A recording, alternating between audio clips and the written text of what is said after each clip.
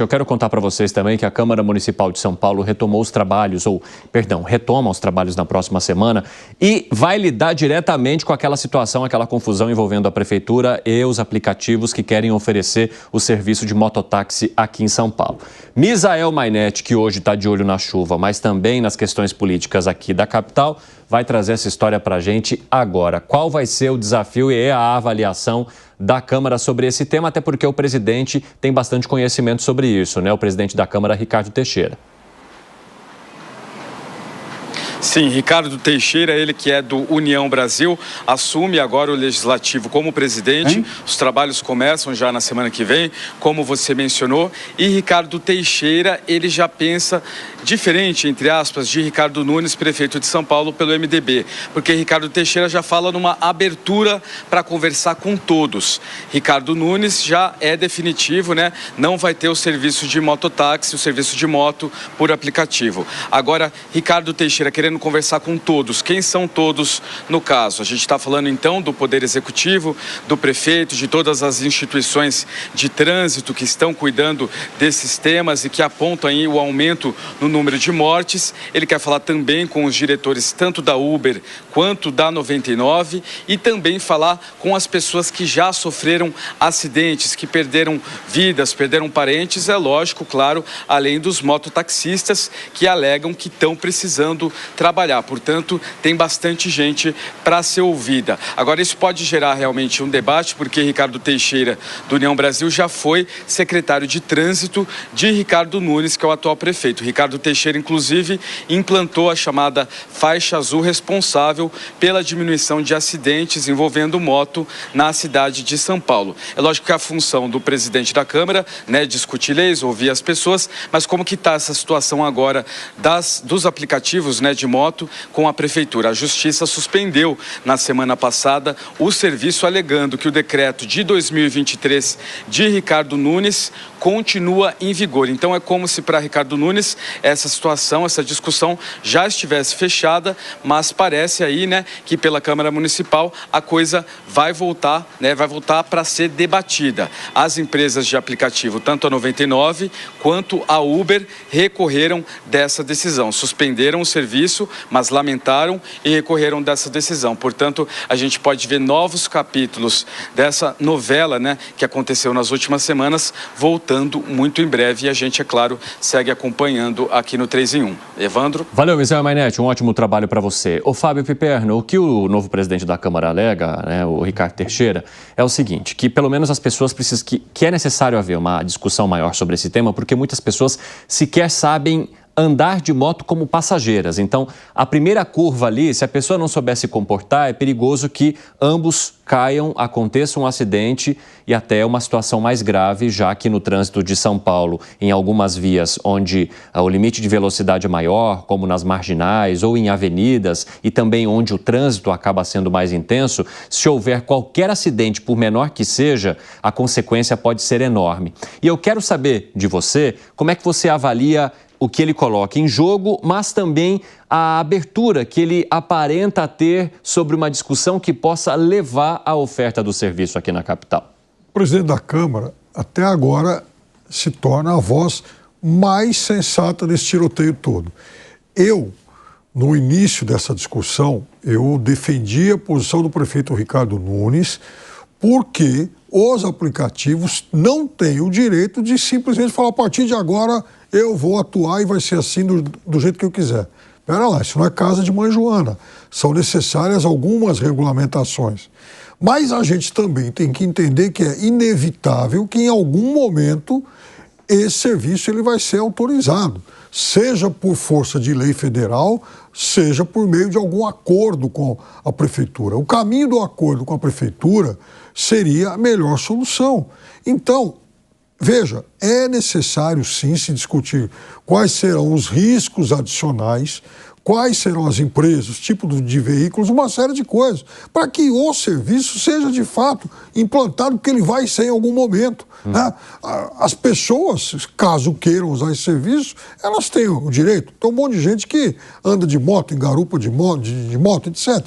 Então, veja, isso não é uma coisa alienígena, estranha, mas são necessárias algumas regras. No Rio de Janeiro, por exemplo, esse serviço já opera há quase 2 anos. Aliás, hoje tem um texto sobre isso no jornal Valor Econômico. Então, não adianta, por exemplo, comparar o que acontece na minha Araçatuba com o que seria em São Paulo. Mas no Rio de Janeiro já dá para a gente, pensar e extrair algumas coisas de um ambiente razoavelmente parecido com o de São Paulo. E, Alangani, olhando para a questão econômica, é óbvio que as empresas, ao perceberem que numa oferta de poucos dias o faturamento foi enorme, que elas não deixarão de batalhar para que o serviço, sim, aconteça aqui na capital. Em um dia, a 99 fez 10 mil corridas. Veja só, Evandro, e o faturamento muito grande sinaliza algo bastante importante. Sinaliza que há uma demanda por esse serviço, ou seja, a população quer este serviço. Eu entendo perfeitamente o lado do prefeito que quer oferecer este serviço com segurança. De fato, há muitos acidentes na cidade de São Paulo. Agora, a vontade da população, dado o faturamento dessas empresas, é que tenha este serviço. Até porque São Paulo também tem um trânsito que é caótico, muito complicado, e muitas vezes utilizar uma moto você acaba ganhando tempo numa cidade que o tempo é precioso. Fala, Segré. Tem outra questão que é econômica em relação ao passageiro. Eu lembro quando foi a briga com o Uber, e sempre dou o mesmo exemplo. Ir da minha casa até Guarulhos era R$120. Estou falando de anos atrás, 5, 6 anos atrás. De táxi, né? De táxi.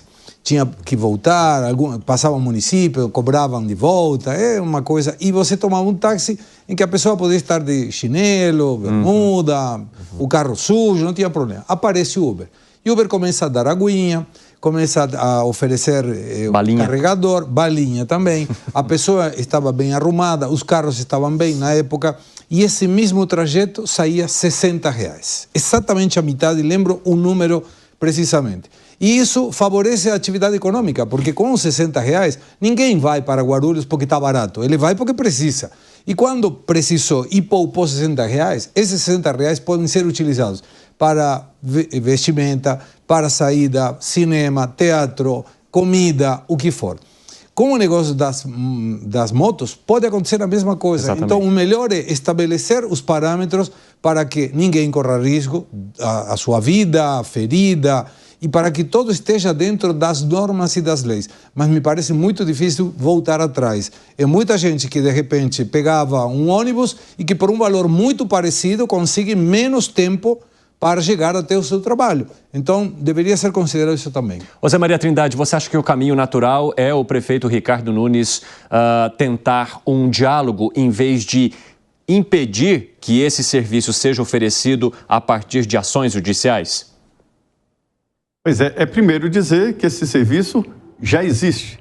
Existe aqui em Brasília, se aproxima aqui do Palácio do Planalto. Antes era só em recantos, nas cidades aqui chamadas administrações, antes cidades satélites, em São Paulo nos bairros, em Belo Horizonte nos bairros, e que agora está fechando o cerco.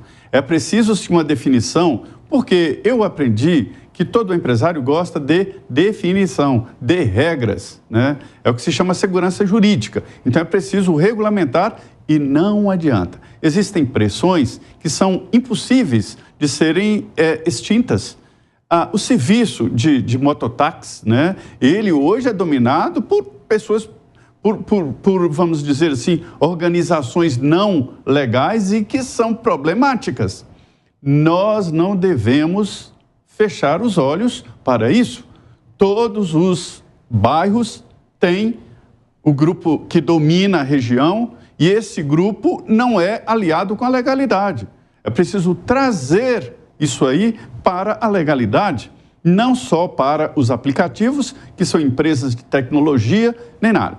Qual é a complexidade disso? Eu aprendi lá atrás, quando eu trabalhava já e comecei a fazer matéria, veja bem, sobre a exigência do cinto de segurança. E eu não entendi aquela exigência.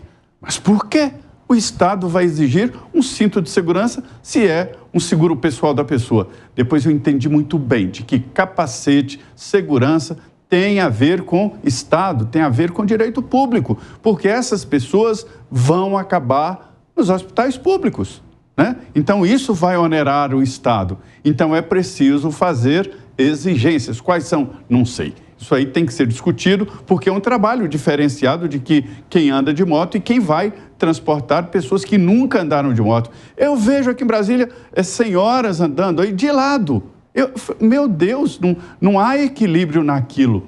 Senhoras de saia e tal, né? Até por suas crenças religiosas não podem usar outro tipo de vestimento, de lado e andando numa moto. Então, assim, é preciso regulamentar, é preciso definir normas. É perigoso? É. E o Estado vai assumir mais este ônus aí, se não regulamentar. É um transporte perigoso, sim. Interessante, Zé. A nossa audiência participa muito quando a gente entra nesse tema e um dos nossos telespectadores comentou o seguinte: será que isso não vai impactar também o transporte público? E por isso a preocupação do prefeito de São Paulo, porque muita gente que hoje pagaria para andar de ônibus, tendo o recurso mais barato, vai utilizar, logicamente, aquele em que ele tem a disponibilidade de pegar na porta de casa e descer no trabalho e vice-versa. Uma outra questão também que foi comentada aqui pela Rosilene, um abraço para você, Rosilene, é que ela trabalha num hospital e sabe quantos motociclistas se acidentam, que ela acha que seria interessante ter como contrapartida o investimento dessas empresas nos hospitais que hoje tratam traumas ou que tratam acidentes de trânsito, como uma maneira de oferecer o serviço, mas aparecer com um benefício também ao poder público por utilizar a via dessa maneira. O que vocês acham dessas questões? Fala, Piperno. Uma vez, aliás, parabéns aí pelos dois temas, porque uma vez eu fui parar tive que ir até o departamento de ortopedia do Hospital das Clínicas numa noite qualquer. Então você chega lá, eu não sei hoje, porque isso já foi alguns anos, mas eu imagino que não tenha mudado o mundo. Você chega, isso aqui na Doutora Arnaldo, você chega lá, tem um monte de gente que chega assim, aos trapos, absolutamente em frangalhos por conta de acidentes na noite. Principalmente de sexta para sábado, segundo os médicos e enfermeiros me falaram. Aquilo é um show de horrores por conta de acidentes aí, de pessoas que, enfim, cometem alguns abusos a mais aí de sexta para sábado. Mas o fato é que esses profissionais de saúde, eles enfrentam um desafio de guerra todas as noites. E é óbvio que a preocupação dela é muito pertinente. Em relação ao que o nosso amigo disse, e até o que eu ia fazer no meu complemento, o prefeito também, ele sabe que ele ganha um concorrente a mais. Por quê? Porque a prefeitura, ela subsidia uma parte dos transportes de ônibus. E o número de passageiros está em queda livre já faz muito tempo. A cada ano, menos pessoas pegam ônibus aqui na cidade de São Paulo. Por isso que as empresas ficam pedindo para se aumentar a tarifa todos os anos também. Exato, porque se o ônibus ele é remunerado por quilômetro rodado, e a cada quilômetro rodado ele transporta menos passageiros, é sinal que ele está arrecadando menos. E com a liberação desse tipo de serviço, vai arrecadar menos ainda. Então, os subsídios eles vão ter que ser cada vez maiores. Para que caminho você acha que isso vai, hein, Alan Gani? De consenso ou de continuidade desse embate? Olha, eu acredito, Evandro, que haverá, no final das contas, o serviço para a cidade de São Paulo, porque é a vontade popular. Haverá, evidentemente, o serviço, mas com uma série de regulamentações. Agora, os dois questionamentos da nossa audiência, aliás, prova que a nossa audiência é bastante qualificada, foram muito pertinentes, né?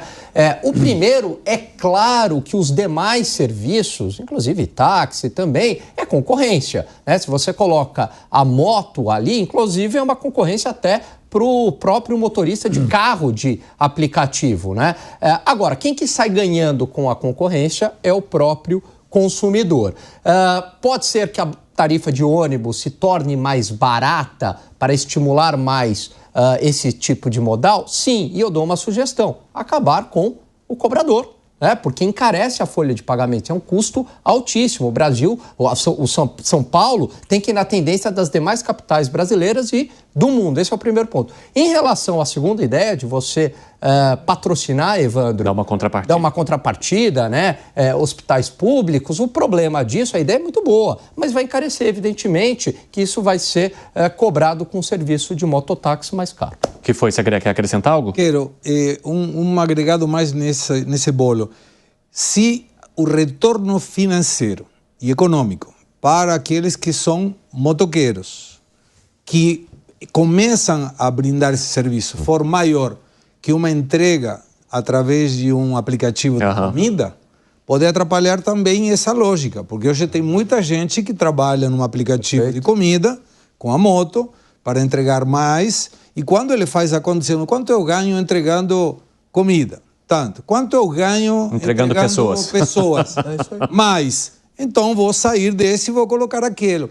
E uma questão para os nossos vereadores, coloque um limite no percentual dessas empresas para ficar para essa empresa e não para pagar ao motoqueiro, nesse caso, ou o caso do Uber, ou o 99, ou aqueles aplicativos para os motoristas, porque tem várias reclamações que quando eles aceitam a viagem, eles não têm a mínima ideia e tem vezes que a empresa fica com 60%. Isso é desmedido e tem que ser regulamentado também.